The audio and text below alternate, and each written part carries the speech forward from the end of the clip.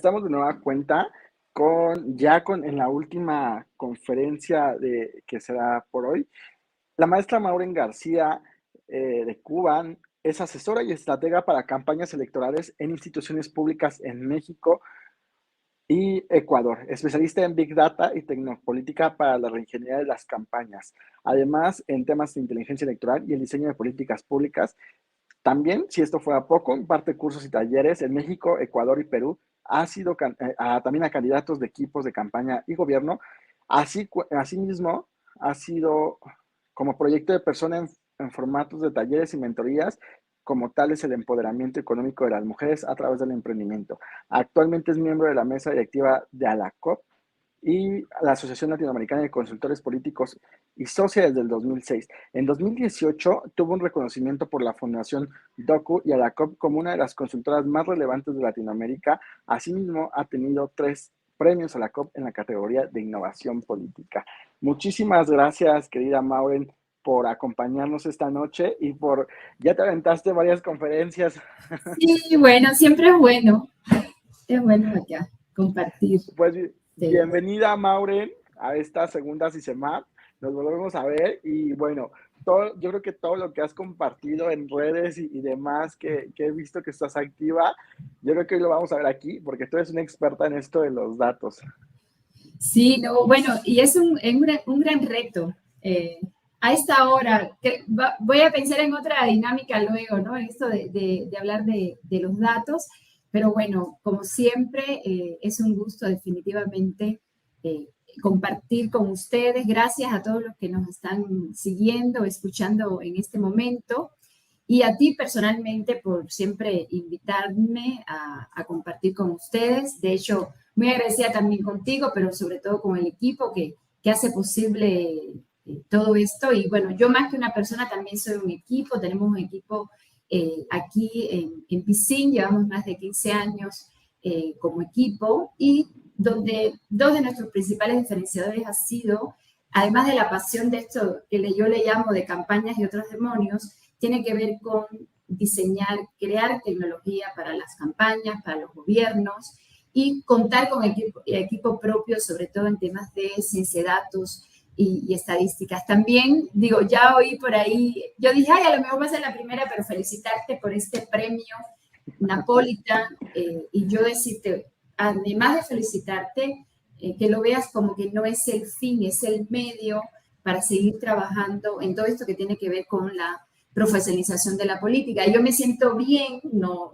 porque sea muy adulta, pero compartir con ustedes, gente joven, fresca en estos temas de la política, de la comunicación política. Y bueno, qué bueno que tenemos esta segunda entrega de la Semana Iberoamericana de Comunicación, Estrategia y Marketing Político y esperamos que haya muchas a partir de hoy. Yo quiero iniciar mi conversación.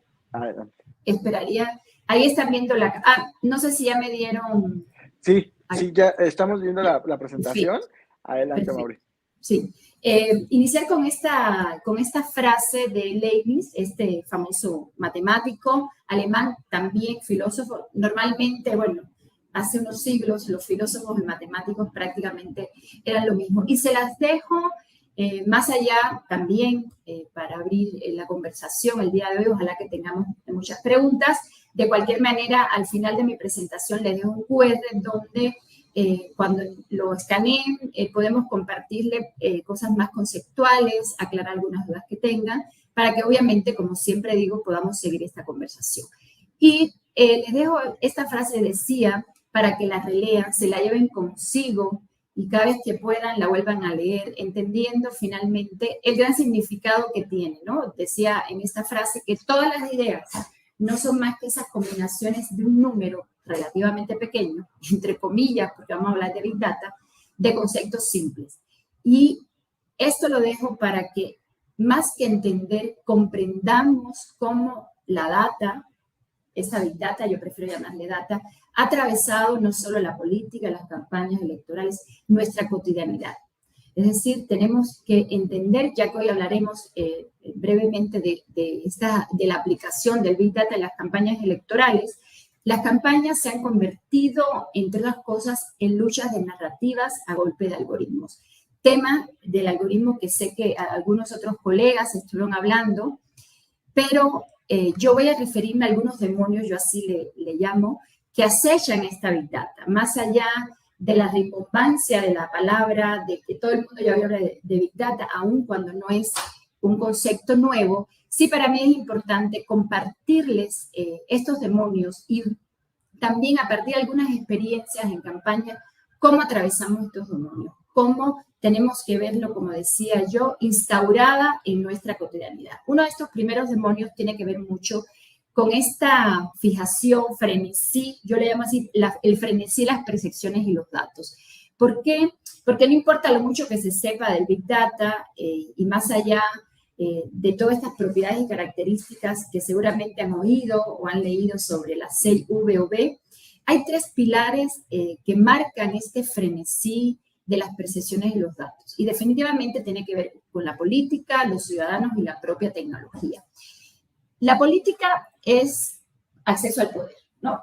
En cualquiera de sus versiones. Y las campañas ayudan en ese camino del acceso al poder. Sin embargo, este poder, digámoslo así, con la aparición de las nuevas tecnologías, y ojo, cuando hablamos de nuevas tecnologías, no solo tiene que ver con las redes sociales, hablamos de Internet, del Internet de las cosas y demás, se instauró, o sea, el camino al poder a través de las campañas se instauró en esto, lo que yo llamo buscar estos pronósticos de la conducta, entender estos comportamientos. Adicionamos esto que se veía en los 60, en los 80, ha evolucionado, se ha instaurado a través de la tecnología nuevamente. Pero ¿qué ha pasado? Y por eso yo enmarco todo esto en este frenesí. Hay una exaltación a la lectura de estos comportamientos, de estos mensajes, que erróneamente lo que lleva es a generar narrativas, mensajes para memorias de corto plazo. O sea, son básicamente un espectáculo mediático. Y esto nos lleva a una dicotomía entre los ciudadanos y la tecnología. ¿Por qué? Porque, bueno, ya sabemos lo que implica un espectáculo mediático. El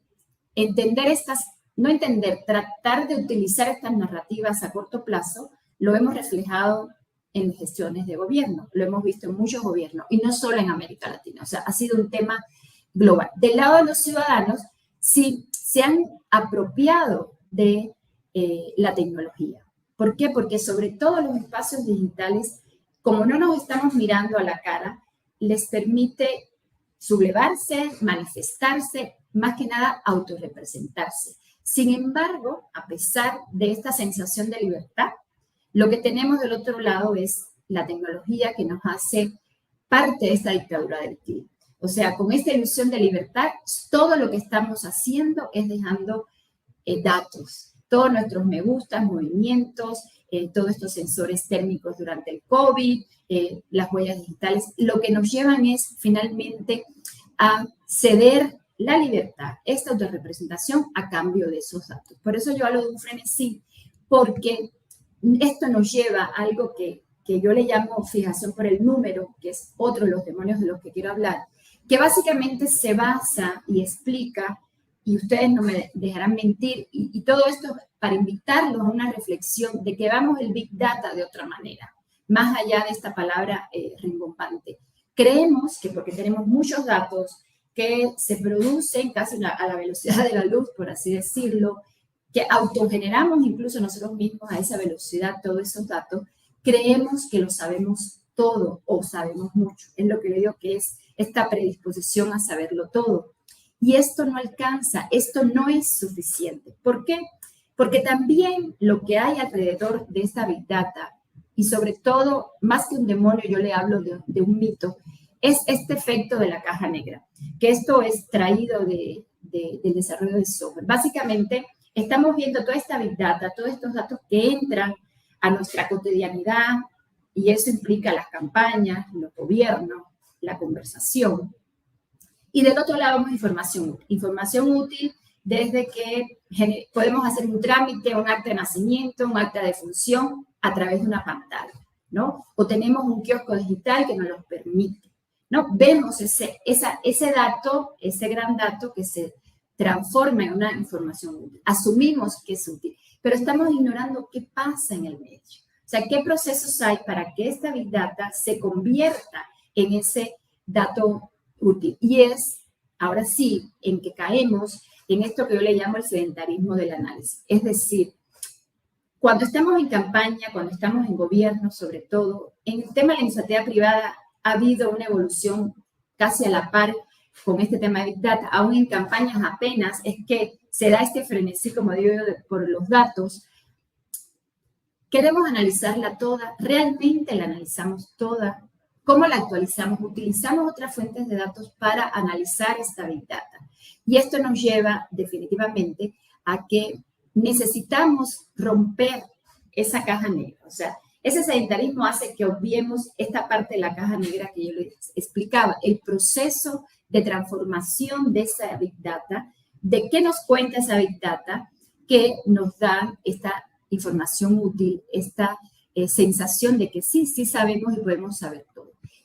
Hay un pequeño, no truco, pero un pequeño demonio, que yo le llamo la mediación algorítmica, que está dentro de esa caja negra, actúa en esa caja negra. Y yo siempre hago una similitud con la metáfora de la caverna de Platón. Y básicamente hago este paralelismo, digámosle así, y porque la caverna de Platón, que explica en lo general, es que hay unas personas que llevan mucho tiempo encerradas en una cueva, que lo único que ven es unas imágenes manipuladas por personas fuera de esa cueva que les hablan de su realidad. Y así es lo que hoy tenemos finalmente con la Big Data, con toda esta data en todas estas propiedades de variedad, volumen, valor y versatilidad. Hay alguien ahí que nos está diciendo qué es la realidad. Y esto es lo que se ha convertido hoy. Y esta Big Data, este demonio que nos hace esta sensación de libertad, esta sensación de ser creativos. ¿Por qué? ¿Qué ha pasado entonces? Esta mediación algorítmica, viéndola en este paralelismo con la caverna de Platón, lo que nos dice es que nos reinventamos, esta caverna se reinventó en cámaras de eco, en burbujas de información. Entonces, ¿qué tenemos que hacer para romper con esta mediación? Yo quiero hacer un paréntesis muy rápido de qué es un algoritmo. No pude alcanzar a ver todas las conferencias, un par de ellas que hablaba un poco. Alguien decía el algoritmo es el mandamás, pero explicarles rápidamente qué es un algoritmo. Y yo lo hago a partir de una experiencia personal. Me ha tocado dar algunas conferencias sobre, yo le llamo Big Data e Inteligencia Artificial para Mortales. Y a mí me gusta mucho el gin tonic, obviamente a partir de la ginebra. Y durante la pandemia, obviamente, empezamos a hacer algunas dinámicas en la oficina con los colegas, conocidos, amigos, etc. Y bueno, ellos empezaban a compartir algunas recetas para hacer un gin tonic. O sea, era el gin, me decían, ponle tal limón, ponle romero, ponle jengibre, X cosa. Entonces, ¿por qué hago este paréntesis y conceptualizarlo de la manera más mortal? Porque tenemos que cambiar la conversación, tenemos que cambiar los algoritmos para que realmente esta Big Data, como decía Melba, que me encantó, que hubiese estado este preámbulo sin que nos pusiéramos de acuerdo, dato mata relato, que vamos a estar hablando de eso un poquito. Entonces, ¿de qué se trata finalmente el algoritmo? Bueno, el algoritmo es toda esa data en modelos que a partir de estar en una máquina, o sea, yo sería esa máquina, el algoritmo serían mis recetas y todos estos componentes que me van diciendo es toda esa data, esa Big Data que entra al modelo y empieza a tomar decisiones de hacer un gin o hacer diferentes tipos de gin. ¿Qué necesitamos para, además de entender conceptualmente qué es un algoritmo? Necesitamos sí o sí hacer análisis de datos o analítica, como frecuentemente le llamo. ¿Y eso en qué se basa? Es en análisis sistemático, eso es muy importante, de los datos con el apoyo de la ciencia de datos, las matemáticas y, por supuesto, todo esto de lo que es el machine learning, el aprendizaje basado en las máquinas. Ojo, y hago hincapié en lo sistemático porque no es solamente cruzar bases de datos, no es solamente descargar las estadísticas que nos dan las APIs o ciertas plataformas para analizar las redes o analizar las encuestas. Tenemos que meter esto en estos modelos estadísticos, que más adelante vamos a conversar de uno de ellos, para identificar esos patrones, esos significados y sobre todo encontrar eso que no veíamos antes para poder contrastar, para poder diferenciarnos. Y esto obviamente construye no solo una narrativa, construye todo lo que es un eje estratégico de nuestra campaña. No basta, obviamente, con identificar esto. Tenemos que hacer, obviamente, otras acciones en relación a este análisis que nos permita, además de contrastar, diferenciarnos, anticipar. Esto que muchas veces se habla de hacer escenarios. Sobre todo, no olvidemos el contexto en el que estamos hoy, que más allá de un contexto es algo que se queda. Estamos en una época de infocracia. Hay un poder real de los datos. Pero si no entendemos dónde está esa caja negra, cómo romper esa caja negra a través del análisis de datos, simplemente seguiremos con este frenesí que más allá de espectáculos mediáticos no va a trascender en una gestión de gobierno y mucho menos a deconstruir, no reconstruir, a deconstruir nuestras democracias. ¿De qué se trata analizar datos? ¿De qué se trata la analítica? Saber con quién conversaremos, de qué conversaremos, dónde y para qué conversaremos. Y sí, la sombrilla que protege, que le da vista a esta estrategia, a nuestro eje estratégico, sí tiene que ver con contar historias. Pero hoy yo pongo esto de contar historias para que adicionemos y a partir de este momento veamos el contar historia más allá de la anécdota de la abuelita o más allá de la anécdota en un recorrido. O sea, contar historias, hay detrás de esto mucho dato denso que tiene que ser analizado para que se convierta en un componente humano. O sea, el dato cuenta historias, pero si hacemos este tipo de análisis. Entonces, es cuando podemos conectar esto de que tanto se habla, cuando tenemos este respaldo analítico, cuando buscamos la data de con quién hablar, dónde y cómo hablar, esta historia va a trascender. Y lo que se busca básicamente con este análisis de datos y de entender la historia o lo que nos cuentan los datos es construir, sí, esta historia global, pero que se baje a narrativas personales, donde mi narrativa en esta historia colectiva me represente. Y de hecho ayer también se hablaba, y ustedes han oído hablar de la hipersegmentación y demás, podemos tener mensajes diferentes a partir de la preocupación de la inseguridad, a partir de lo que se entiende por corrupción. Entonces, es muy importante a partir de hoy entender que contar historia es sí conectar a partir de algo de análisis de datos que al final del camino es inteligencia. Esa es una maravilla del Big Data porque nos da desde la facilidad de entender un meme hasta encontrar palabras que no teníamos dentro de nuestro discurso, de nuestro mensaje, para refrescar esta conversación.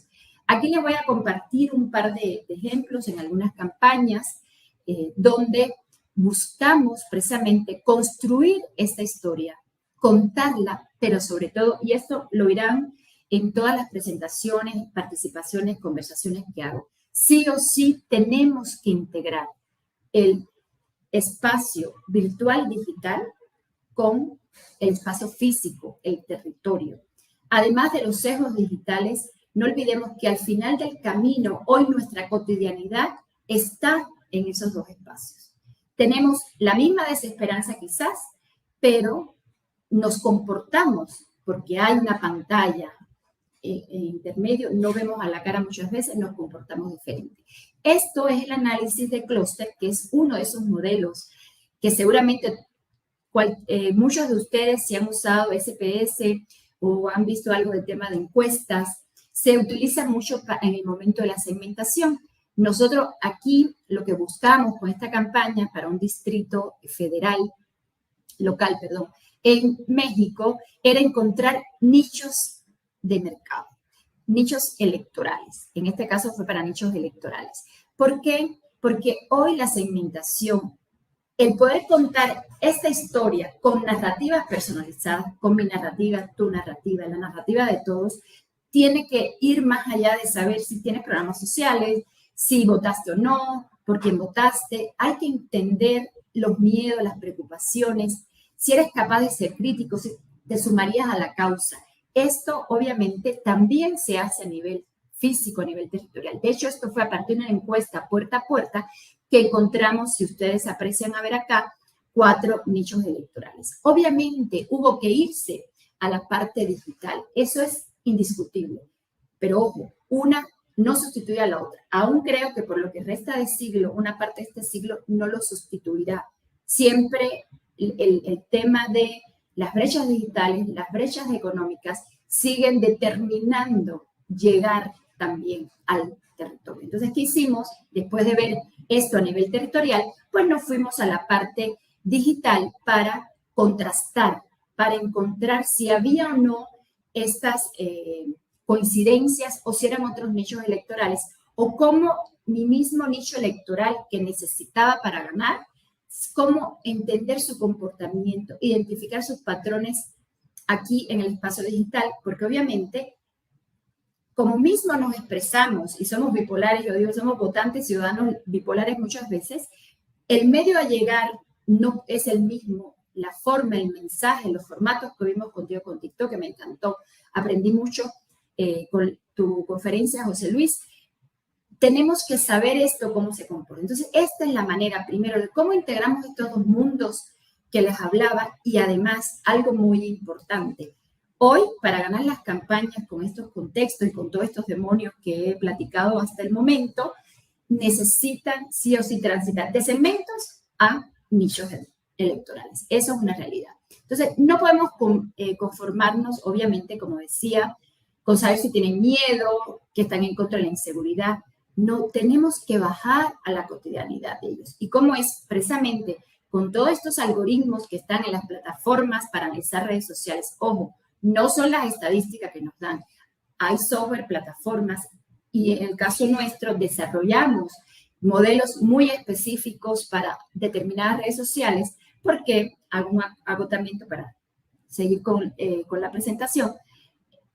En un mismo país, el significado, el peso emotivo de una palabra cambia. Entonces, es muy importante cuidar esos modelos para que ese algoritmo no tenga tanto sesgo, no haya esta mediación algorítmica que nos diga algo que realmente no es. Entonces, es muy importante no solo quedarnos con lo que nos dicen estos software, que muchas veces no son locales, trabajar en modelos en paralelos propios, que es lo que hacemos, para personalizar y tropicalizar, como digo yo, el análisis y que el algoritmo realmente no rendirnos más bien al algoritmo. Entonces, no solo basta con ver todo esto que le decíamos, si eran inconformes, si eran emprendedores, si eran críticos, sino con quiénes hablan. ¿Por qué? Porque saber con quiénes hablan, dónde se reúnen, nos permite sí refrescar la comunicación, pero lo más importante, el tema de conectar, el tema de ganar, el tema de enganchar, el tema de posicionarnos, tiene que ser visto cuando somos capaces de conversar como iguales.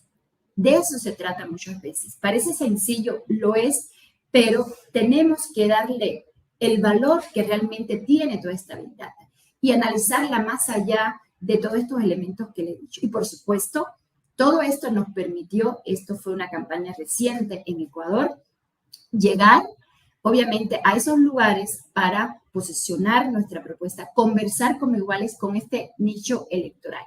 En cuanto a los influenciadores, yo tengo una máxima, por así decirlo, que les paso a la diapositiva anterior. Aquí habla de líderes de opinión. Tenemos perfectamente calificados y clasificados quiénes son los líderes de opinión para este nicho electoral. Muchas veces las campañas insisten en buscar esos famosos influenciadores. Y yo digo, los mejores influenciadores son los menos famosos. ¿De qué me sirvió ese análisis que hice en lo digital?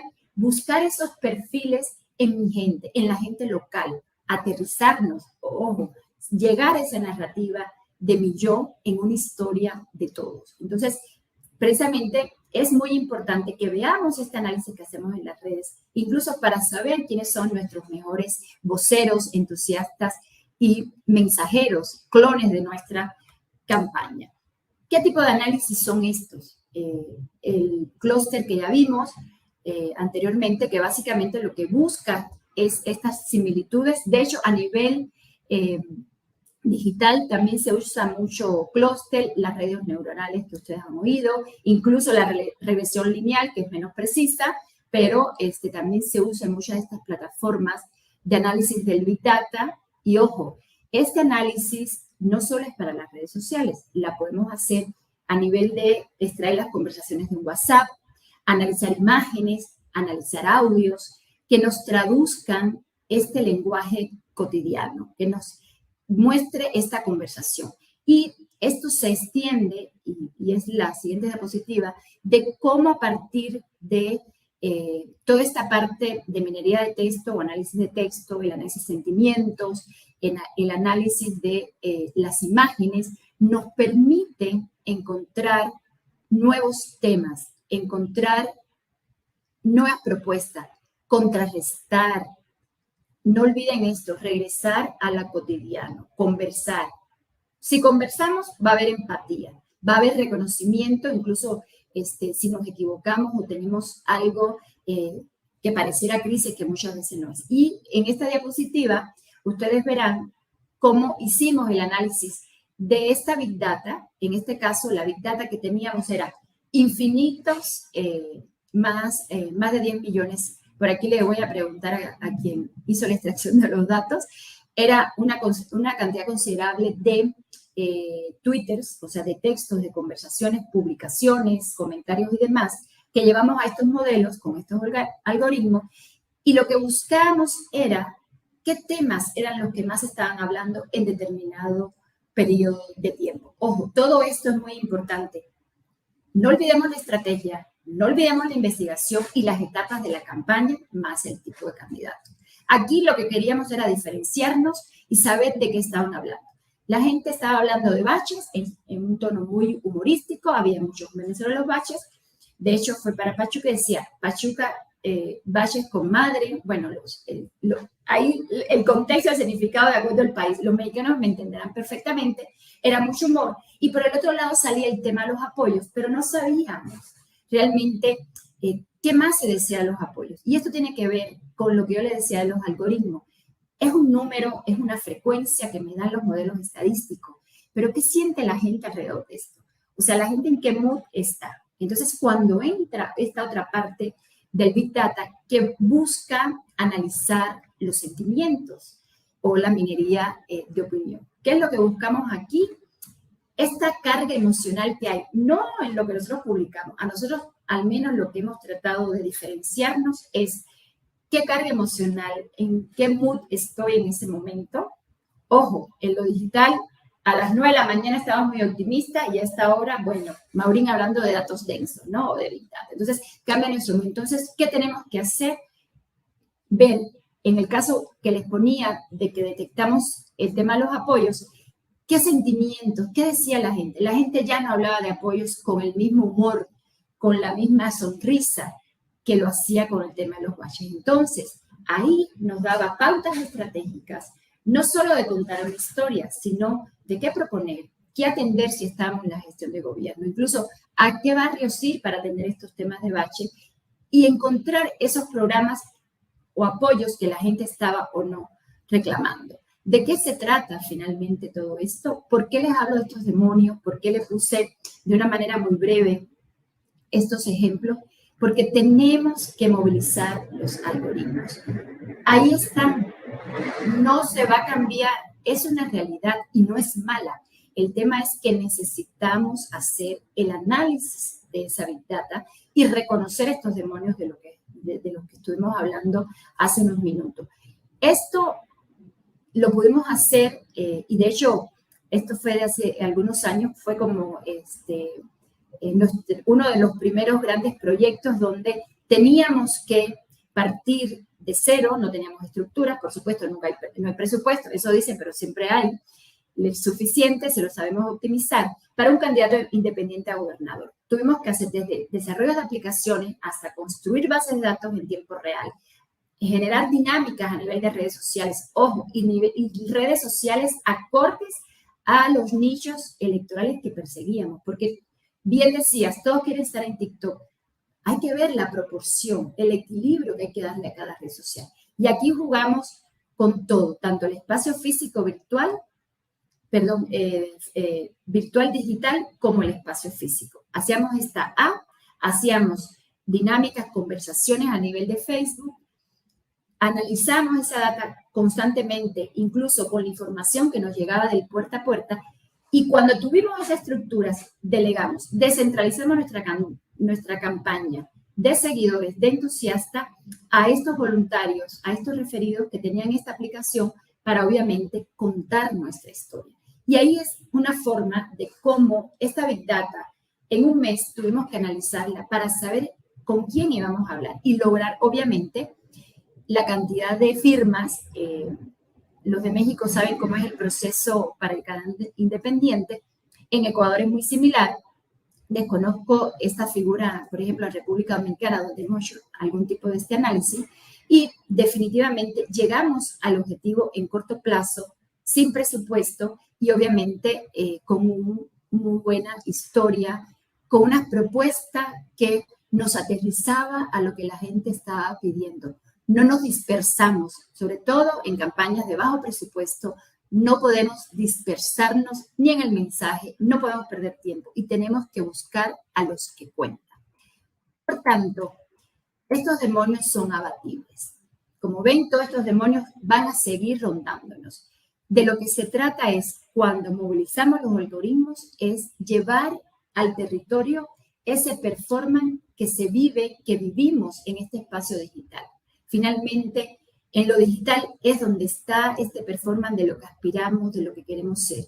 Entonces hay que traer ese espíritu. No se trata de si es mucha data, es poca data, es qué vamos a hacer con ella. Y la respuesta, hay que hacer análisis de datos. Pero sobre todo hay que sumar a los equipos científicos de datos, asesores que sepan de datos. Eso es una realidad y no post-COVID. Esto viene desde mediados de 2005-2008, sobre todo con la famosa primera campaña de Obama. Sí o sí estamos en una guerra de desinformación.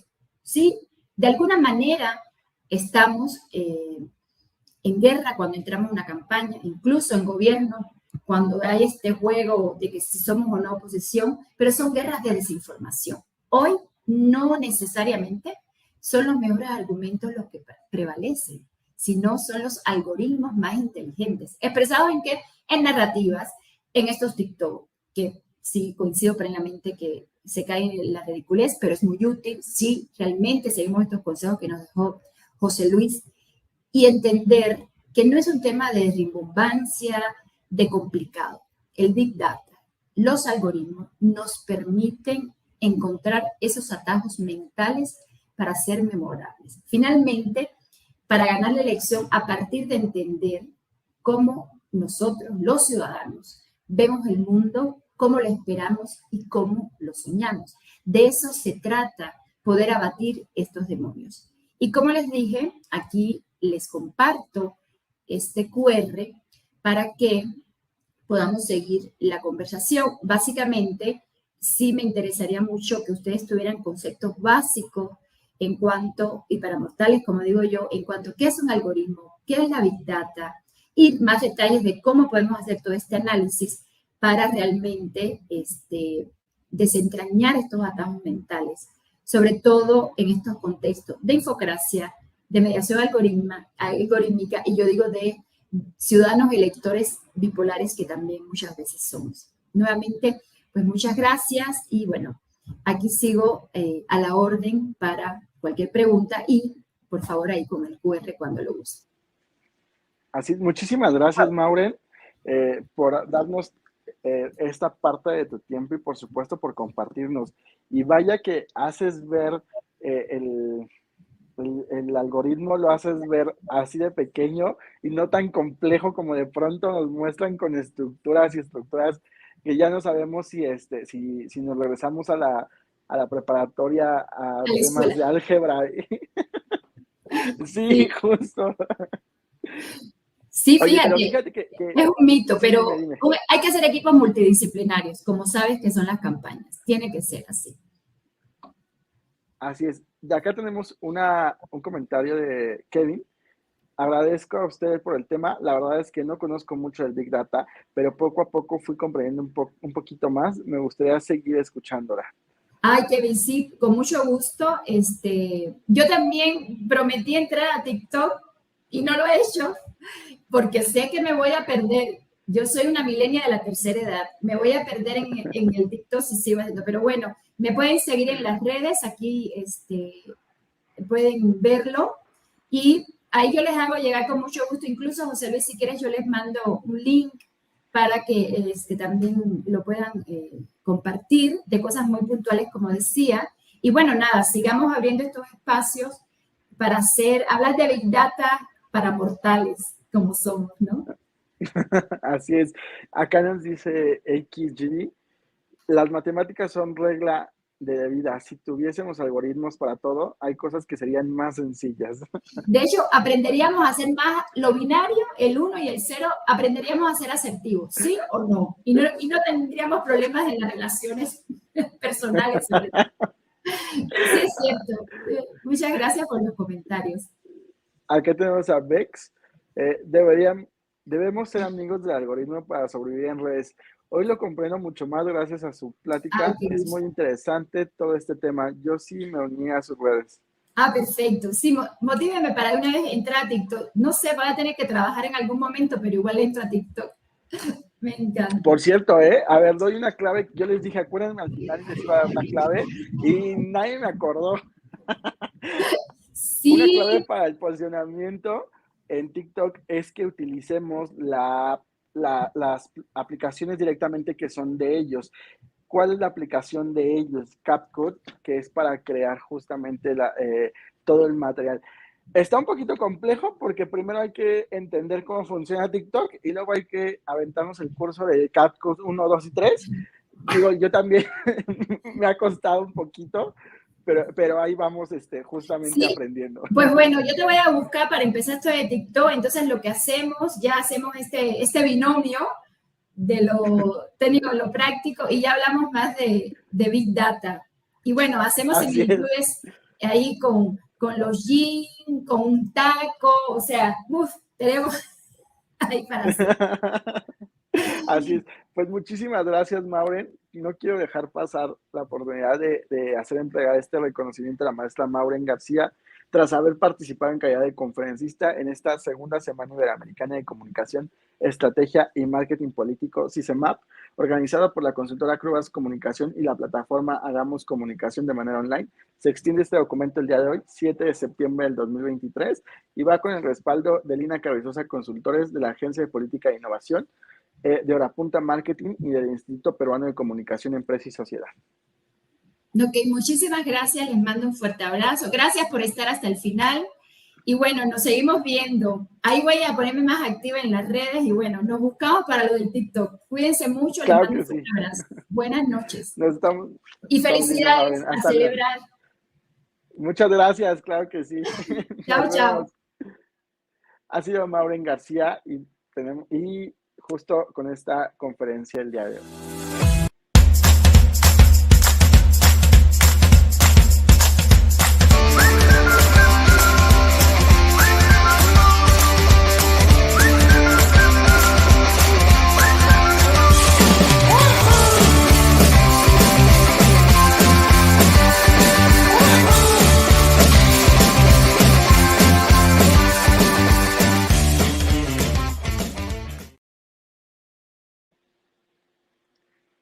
Y ya estamos de vuelta al cierre de esta cuarta sesión de la Semana Iberoamericana de Comunicación, Estrategia y Marketing Político. Hemos llegado a la última conferencia de esta sesión, pero no quiero dejar pasar justo este tema tan sensible en el que hemos recibido comunicación muy, muy temprano del conferencista que seguía de Stanley Acosta, justamente de Ecuador, quien nos iba a platicar un poco de cómo hacer campañas en tiempos difíciles como los que se están viviendo en Ecuador.